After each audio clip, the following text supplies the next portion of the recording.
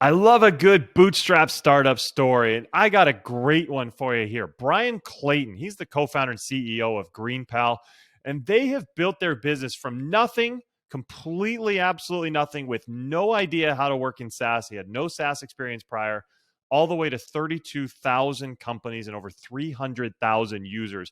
It is quite the story, and he shares a lot about what they did in the early days, getting traction and getting initial success that's going to help you go from 0 to 1 and then 1 to 10 and 10 to 100. So take a listen. This is going to really help get you going, get you off the ground, and help you scale beyond. Enjoy. Welcome to SaaS-Story in the Making, the podcast that features the people who made the software world what it is today and the leaders who are shaping the future of technology. Here's your host, Matt Wallach. Welcome to SaaS-Story in the Making. This is Matt. I am your host, and I am so happy to have you here. Thank you for coming. Thanks for watching. Thanks for listening. If you are here for the first time, make sure you subscribe to the show. Hit the subscribe button. That way you're not going to miss out on any of the amazing things we have coming for you in the next few weeks. So go ahead and hit that right now. And today I am really, really excited. We're here with Bryan Clayton. Bryan, how you doing? Matt, I'm great. Thanks for having me on your show. Absolutely. So glad to have you here, Bryan. And I really want to make sure everybody knows who you are because we're going to talk about some great things, but I think your background is important. So let me share a little bit about you. Bryan, he's the CEO and co-founder at GreenPal. And GreenPal, it's a great way to book a lawn mowing service at a touch of a button without even having to make a phone call. So this app, GreenPal, it's been called the Uber for lawn care by Entrepreneur Magazine and has over 300,000 active users, completing thousands of transactions per day, doing over $20 million a year in sales. Really, his expertise is in entrepreneurism, small business growth, marketing, and bootstrapping businesses from zero revenue to profitability and exit. And as you can see, he's doing a great job so far with GreenPal. Bryan's also formerly the co-founder at Peachtree.io, which was one of the largest landscaping companies in the state of Tennessee. He grew it over $10 million in annual revenue before it was acquired by Lusa Holdings in 2013. So he knows all about starting, bootstrapping, growing, scaling, and exiting, which I know a lot of you out there are trying to do. So once again, Bryan, thanks for coming on the show. Matt, thanks for the awesome introduction. I appreciate it.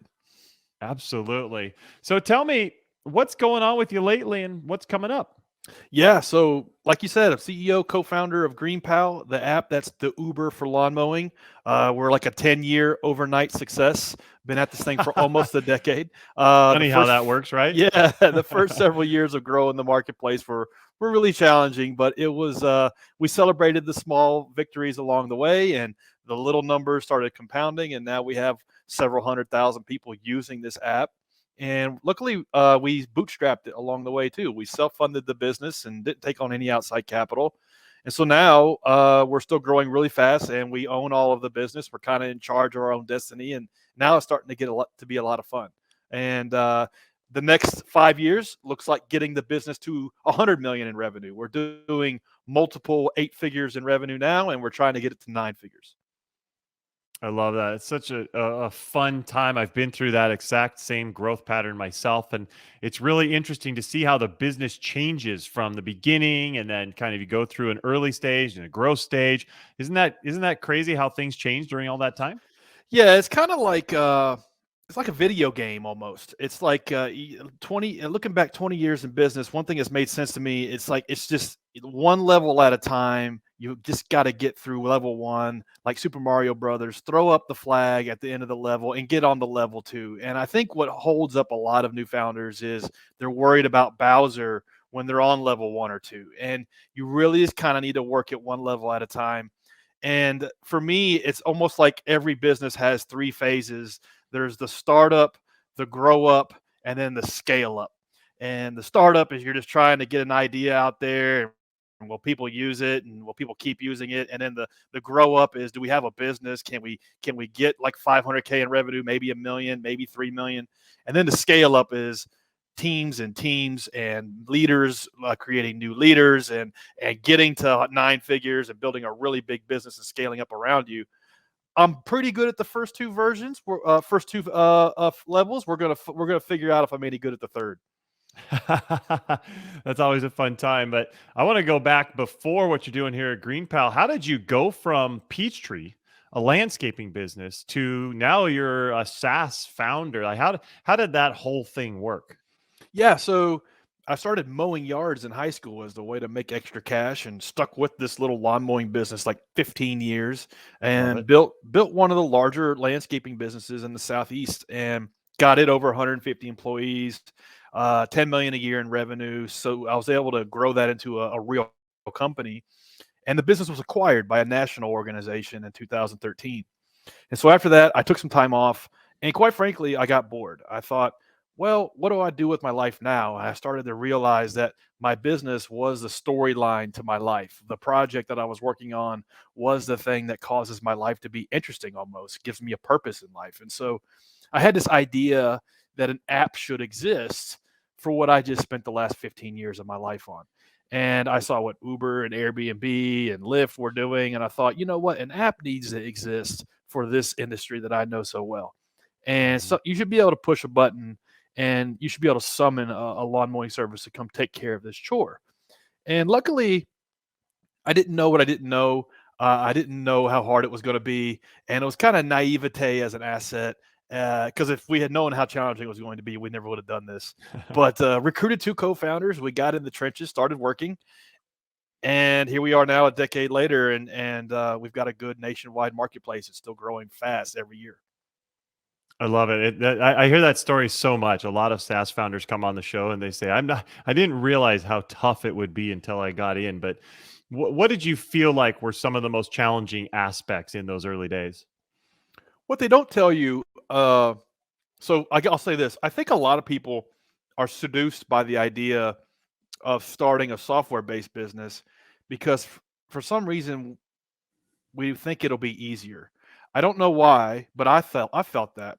I think if we're like in a traditional business, it's just organized chaos every day, and we think to ourselves, you know what? If I had a software business, I wouldn't have any of these problems. Hmm. And what you don't realize is that when you're starting a software business, 99% of the time you're inventing something brand new from scratch that doesn't yet exist. It's a new tool, Hmm. it's a new workflow, it's a new product experience. You're solving a problem in a new way. And that is an order of magnitude harder than any traditional business setting that you could ever imagine, because starting something brand new and going from 0 to 1 is really, really, really hard. And you're having to kind of figure it out as you go. And the only way you kind of you have to go from failure to failure without a loss of enthusiasm. And nobody can prepare you for how challenging that is. You just kind of have to get in there, grit your teeth, and grind your way through it. And so that was one of the most challenging pieces to our journey. Was I what nobody told me that was the case. That running a landscaping business is challenging, but this is 10 times harder because you're inventing something brand new. The other thing is we're a multi-sided marketplace, a SaaS enabled marketplace, if you will. And so we have to build these SaaS tools on both sides of the transaction for consumers and for lawn care service professionals, and Hmm. and then getting kind of both people to the party at the same time, and solving that chicken and egg problem is really, really challenging for marketplaces. Yeah, I actually had a marketplace system as well. We were serving real estate. And so it was a little bit different Yeah. than what you're doing with lawn Ooh, care. that's tough. But same deal. And this was commercial, but we had both commercial real estate properties and vendors to those properties who were it was a dual sided marketplace, just like you're saying. And it is difficult because you kind of got to build the app to both directions, to both customers, and you got to figure out how you're going to sell and message to both. So it's definitely a challenge. What have you found to be some of the most important aspects that you've been able to accomplish or put in place that help you get to where you are? I think if you're trying to create a SaaS product or a SaaS enabled marketplace for any sort of real world transaction, I believe authenticity can be a competitive advantage. So if you are crazy enough to start one of these companies, it can behoove you to kind of solve a problem you've experienced or try to create a breakthrough or make more efficient an industry that you know through firsthand. Like a deep fundamental understanding for the industry can really be helpful because that can kind of I mean, not even helpful. It's almost like table stakes. Like you really kind of have to know the industry from the inside out, and that way you can kind of solve your own problem, so to speak. And that's how it unfolded for us. We were able to start on second or third base because I had spent 15 years in the industry. I had seen Mm. firsthand all the places where it breaks down and where an app and technology could make it run smoother and could kind of make the whole thing more efficient for both sides of the transaction. Had I not had that, we probably would have crashed and burned and not gotten the early traction that we got. So that's the first thing that I'll recommend is try to solve your own problem and try to look at it from like authenticity as a competitive advantage. If you don't and you try to like revolutionize some industry that you don't know anything about, it's going to take you like 3 or 4 years to get up to speed on it, and your competitors will, Mhm. will will blow right by you. Yeah, I totally agree. I think it's really important to know the industry. And if you are, some people are developing a product that's not for their industry. And what I always recommend to my clients is start having lots of conversations with Yeah. potential customers or ideal fit type customers, those types of people, and really get a deep understanding of who they are, what they're looking for, what they're striving for, what their goals are. And that's where you can start to get a better understanding. So you can develop the product, you can develop the marketing, everything towards them. I completely agree, Brian. I want to ask, you talked about getting some of that early traction, and now you've been able to grow. Over 32,000 lawn care businesses are using the application. So how did you go about getting that traction and getting that growth in those early days? Yeah, the 0 to 1 is the hardest phase. Like, the level 1 is So the true. hardest level because you don't have anything, and you're kinda trying to, like, rub 2 sticks together. And not only that, but our app really sucked in the early days. And so Mm. how we approached it was we tried to make the consumer experience as good as we could, and we kinda threw all of our firepower on that.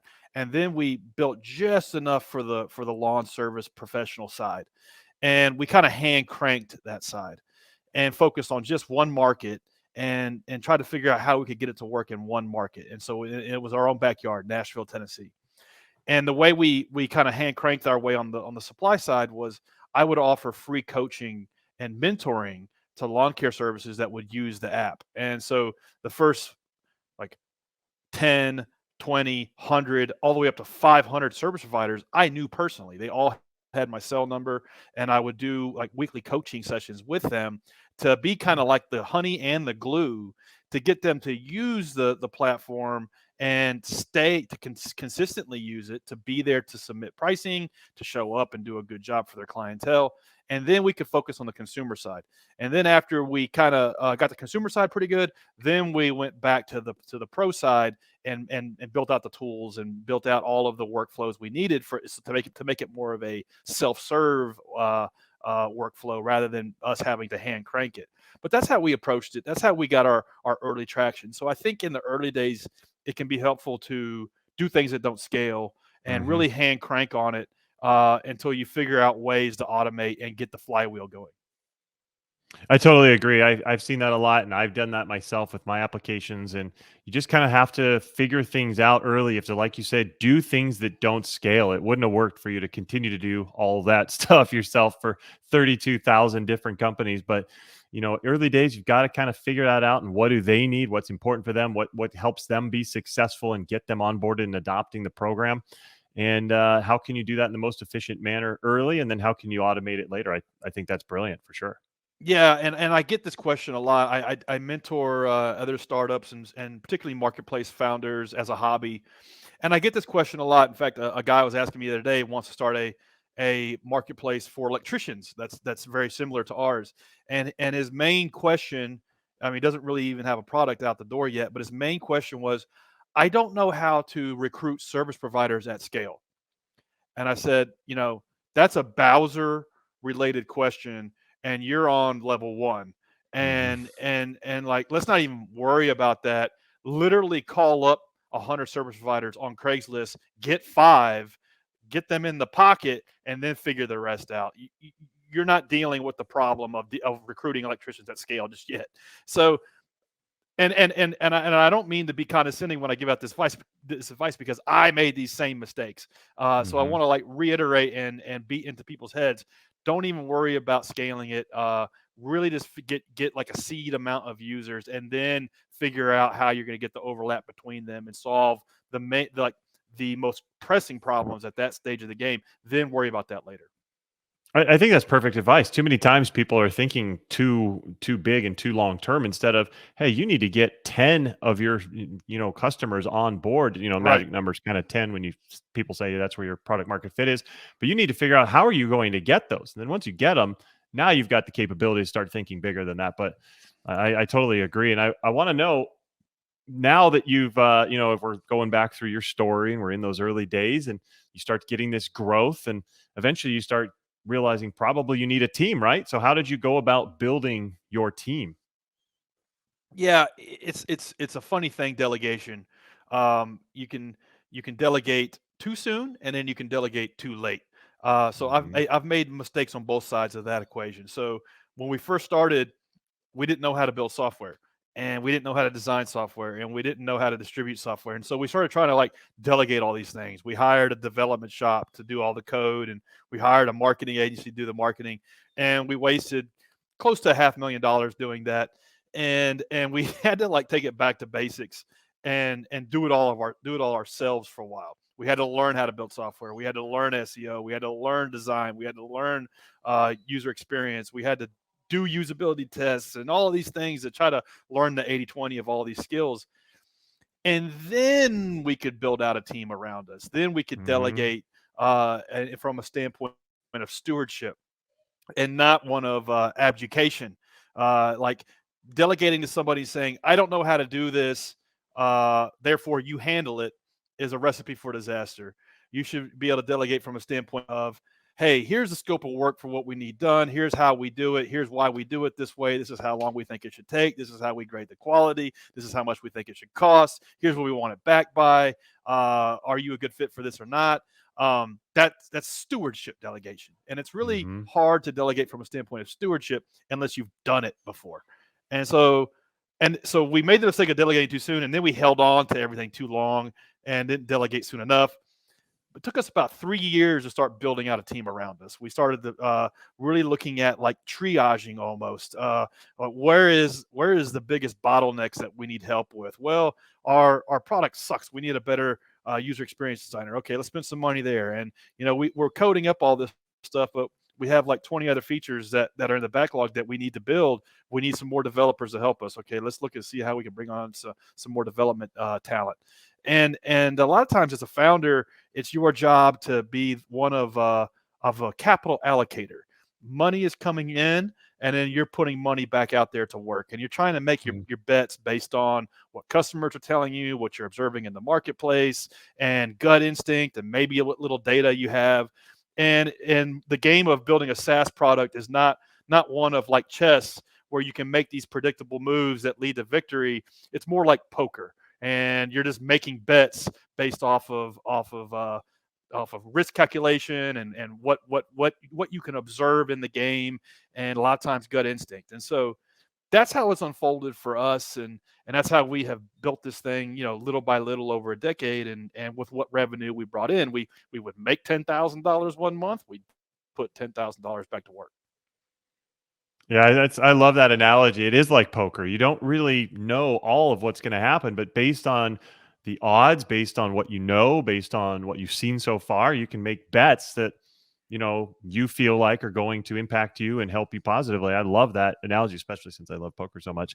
But I want to know also, as your team grew, did your culture change? I've seen this myself, but within your company, did you feel like the culture changed over time, and was that good or bad? Yeah, it's one of the things that the founder has to be in charge of. So as a founder, there are like two or three things that you can never like keep your eye off of. Strategy, the competitive marketplace, like product innovation is one I think the founder should always have his hands on, her hands on. Mm. And then the other one is culture. It's like, what is the vibe at the company? Is what's the kind of people we're trying to get on the bus? Is it a fun, like exciting place to work, or is it one that people are just kind of punching in, punching out? And I made all of these mistakes in my first company in like year 5 or 6, and then it took me 2 or 3 years to fix it.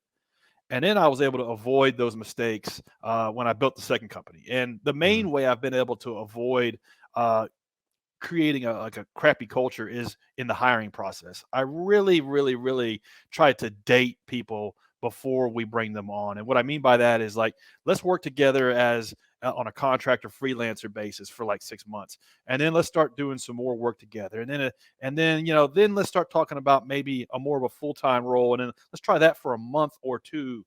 And then if that works well, then let's look at like bringing you on in an official position, and let's check in every 6 months, and really trying to hire people that have a chip on their shoulder. Quite frankly, I'm Mm, looking I'm not looking for the guy or gal that was popular in high school, that was like the high school quarterback, and I'm looking for the guy who didn't get a date to prom and has a chip on his shoulder and always will, and wants to prove something in life, and they see their role at the company they work at as a way to uh, to prove themselves almost. And we've got 46 people. Not all of them are like that to a degree, but that's one thing that I look for, is somebody who has a chip on their shoulder, has something to prove, and is that way net today and will always be that way. These are just little things that I look for when I'm looking to bring somebody on full time. I love it. I think it's super important for me. I have found when I hiring for culture has been much better for me and for the success of myself as well as the company and that person. They fit in better and they succeed more often when I hire for culture more than skills. As long as they have the foundation of skills and they have the basic understanding of what they're going to do, that cultural fit is critical. So I'm glad to hear you say that as well. I want to know, you've mentioned it a couple times, but what advice would you have for software founders who are getting started and looking to see a growth pattern that is getting them to higher valuation, building a team, and making them successful? What pieces of advice can you share from your story, Bryan, that others can take and apply? Yeah, you really you gotta you're driving towards product market fit. Do people want to use your product? Are they and continue to use your product? And really nothing else matters until you figure that out. And then so that might be level one, two, or three. And then after that, you're really trying to figure out how you're going to create a flywheel at the core of the business, to where the product can help grow itself through the natural use of it. And so how, in Uber's case, more drivers meant shorter wait time, which meant more consumers, which meant more drivers, which meant lower fares, which meant more consumers. That's like a flywheel effect that Uber had. We have a similar flywheel effect in the sense of more service providers come onto the platform, the more competitive the bids get, the more that the cost goes down, the more that the cost goes down, more consumers, which means more suppliers, which means better route density, which means lower prices, and so on. And so looking for that flywheel effect at the core of your business, even if you're only, doing like 100K in revenue, is what's going to get you to get what they call escape velocity, to where you're not Mhm. just kind of trying to push a rock up a mountain for the next decade. These things are really hard, and a lot of times, a lot of capital gets thrown at an idea to try to catch lightning in a bottle and try to capture these things. I don't think you have to raise capital. I think you can bootstrap your way through it. But that's how I would look at it. I would look at like step one. Let's just get something that 100 people like, and will use, and will keep using, and then Mhm. let's look at what the early signals and early indications of what a flywheel effect might be in this business. Perfect. I love it. That is great advice, and I totally agree with it. We've reached our time. Unfortunately, it's been a lot of fun hearing your story and hearing about how you were able to grow GreenPal and get it to be quite an amazing success story. So, how can people who are listening, how can our audience learn more about you, Bryan, and about GreenPal? Yeah, anybody listening to this doesn't want to mow your own grass, or maybe your lawn guy flaked on you. That happens all the time. You can just download GreenPal in the App Store or Play Store, and you get hooked up with a good service provider in a couple minutes. Anybody wants to hit me up on Instagram, Bryan M. Clayton. Just drop me a DM there. Okay, perfect. And we'll put all that in the show notes as well. So if you're listening, you'll be able to see all of that. But Bryan, this has been awesome. Thanks so much for coming on the show. Matt, I enjoyed it. Thanks for having me on. Absolutely. And everybody out there, thank you for coming. Again, make sure you're subscribed, hit that there. Also, give us a rating. If you think this is helpful, if you like it, go ahead and rate this and then put any comments in there as well. That'll help me understand that I'm directing content that'll be helpful for you. So thanks for coming. Thanks for listening. We'll see you next time. Take care.